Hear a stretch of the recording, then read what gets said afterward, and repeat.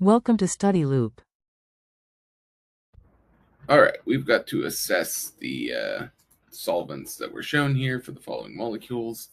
So first we have, I don't know, some kind of sugar. It would look like 1, 2, 3, 4, 5, 6.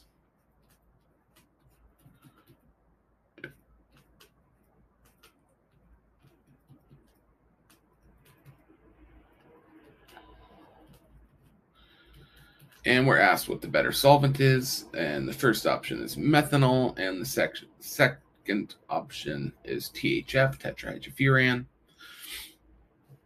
And what we want to notice is that this solvent is capable of hydrogen bonding more readily. It's both a donor and an acceptor.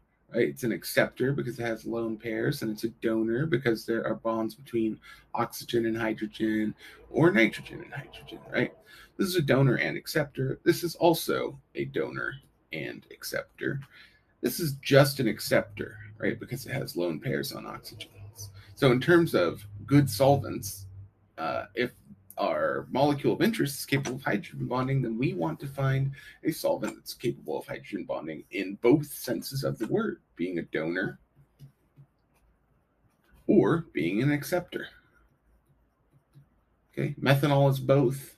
Tetrahydrofuran is only one. It's only an acceptor. So the better option is methanol. First option, CH3OH. Okay, let's look at our next set of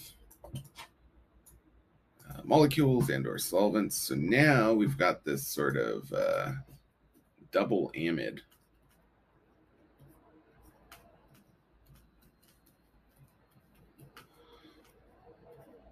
Okay, and once again, we see a molecule that is capable of being both a hydrogen bond donor and acceptor. It's a donor because of its NH bonds, and it's an acceptor because it has lone pairs on nitrogen as well as lone pairs on oxygen. Okay, what about our solvents? Well, we have got this triethylamine.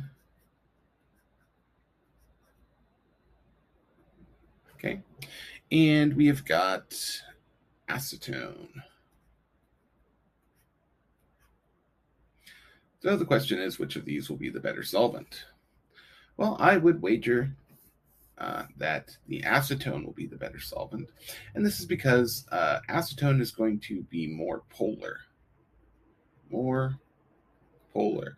There is some polarity to triethylamine.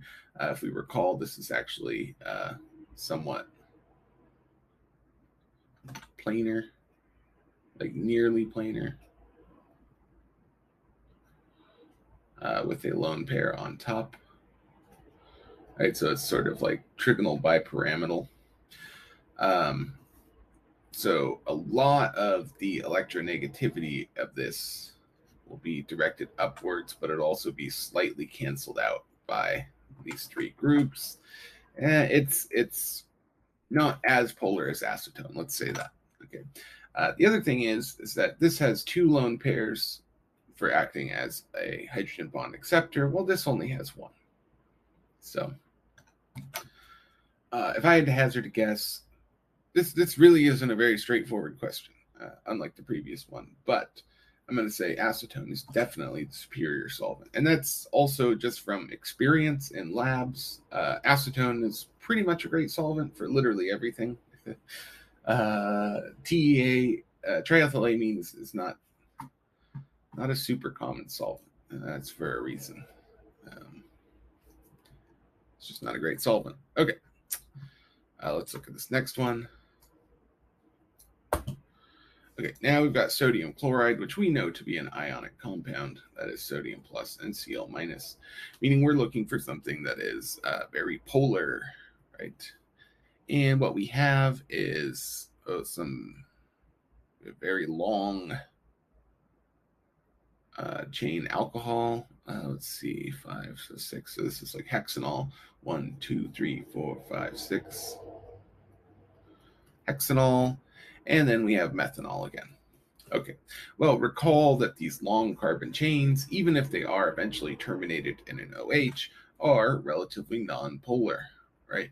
And that's true of this part of the methanol as well. This is nonpolar, but we see that we have a greater amount of nonpolar bulk to our solvent, right?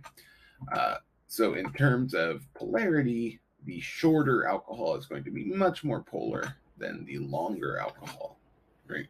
So MEOH, more polar.